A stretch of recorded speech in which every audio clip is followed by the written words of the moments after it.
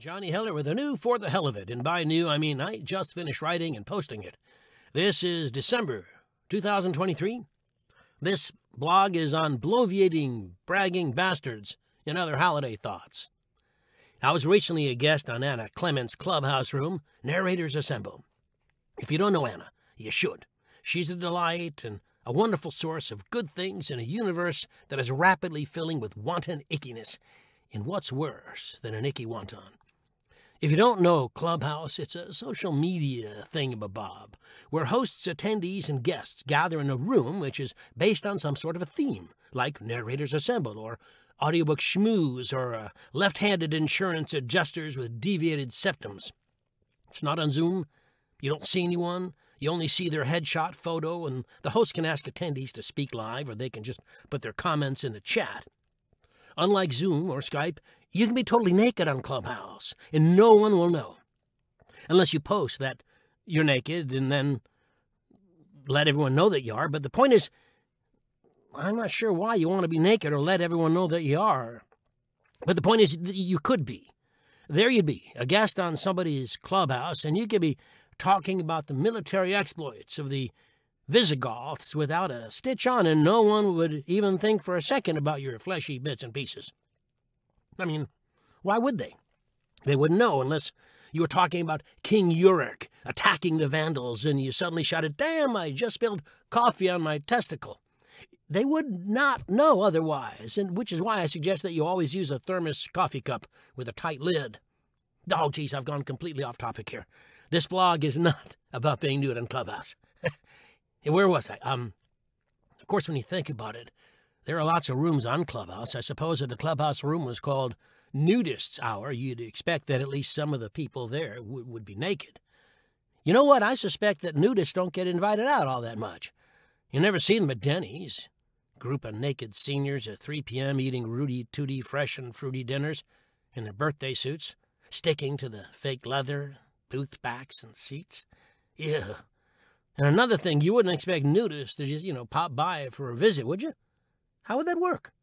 They'd stop by for tea, and they'd sit on your new couch and sip and chat, and you, being polite and nervous and quite likely ill at ease, would have to pretend there wasn't some naked person sitting on your couch, sipping and chatting, and after they left, you'd have no choice but to throw the couch out. You might even have to move and leave all your stuff behind, because how could you escape the memory of it any other way? And I bet you'd never go to Denny's again either. Ah, damn it, I did it again. No more nudity stuff. Can't believe you guys led me there. Let's move away from your fetishes and move on to my complaints. And believe me, my first complaint is now you guys and your need to push this nudity thing all over the place. You'd all be banned in Florida. So, back to Anna, and I apologize to her for linking her to the previous nonsense when it was always my intention to link her to the following nonsense. Anna asked me what I thought about the current trend on social media for audiobook actors to post their accomplishments. Is it bragging or celebrating? Let's discuss, shall we? We work, for the most part, in isolation. Yet we are, as a group, some of the most welcoming, mentoring, and community-building people on Earth. There's absolutely nothing wrong with shouting for joy and sharing good reviews, awards, a new client. I understand that in the real world, people at the office don't typically post that they just got an attaboy from the CEO for making the coffee, or that they closed the Macintosh deal they've been working on for the last month, or that they finally data entered all the data they had to enter. That's because they aren't actors, and they don't live in constant need of validation. We are. We do. That being said, I am dead certain that posting everything you do is a drag for everyone.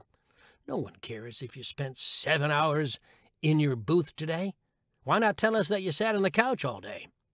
There are tons of social media VO groups, including mine, and almost all of them have a Let's Share News Day, usually weekly or monthly. That's your opportunity to mention that you're working for Athon Audio or finishing a project for Podium or whatever you're doing and happy about. There's no right time to share a good review from some unknown listener on Audible. There's no right time to jump on someone's good news and comment that you taught them how to use the record button. Excuse me. If you coach and an actor you coached gets an award, that's theirs. I bet you weren't their only coach, and I bet they want to own their moment. I've coached hundreds of actors, and if anything I helped them with made them better storytellers, that's quite enough for me. If they want to thank me, that's fine, but whatever honor they receive belongs solely to them, and they have every right to share it. If you get an award or a nomination, of course you should share it with the whole world. Why not? What good does an award do unless you get to tell everyone you won the damn thing? Even when Marlon Brando refused his Oscar, he made such a production of it that even people who didn't care about such stuff knew about it. That's the way to refuse an award. Now let's talk about the value of any of this stuff. Getting a nomination for an audiobook award is nicer than not getting one. The same goes for winning. The joy you get for either thing is its value. I can promise you that most publishers and casting directors don't mind that you won an award, but that fact won't win you the job. While getting consistent positive reviews, nominations, and awards, While getting consistent positive reviews, nominations, and awards means that you're likely doing a good job, the only thing that's going to keep winning you gigs is to keep doing good work. It's that simple. I've narrated over 1,000 books. I have over 30 earphones, 4 Audis, 3 Silvas, an Odyssey Award, and I'm a Golden Voice. Wonderful honors. And guess how often I hear, "We appreciate your audition, but the author went a different direction." I've gotten that note for my last 5 auditions, and I have 2 more chances to get the same news before this year's out. No one cares about the trophies on my shelves. They either want me to narrate their story or they don't.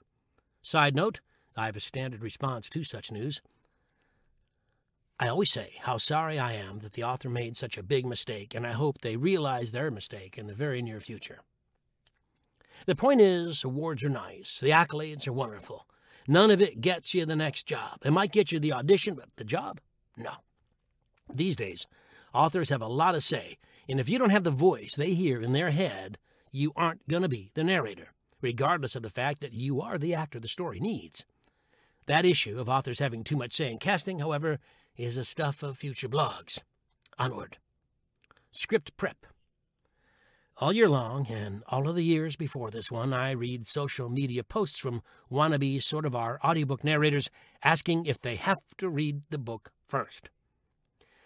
The question is almost always answered by actors I've never heard of who insist that reading before performing is a waste of time, and they, being far more gifted than normal humans, one supposes, do not need to pre-read.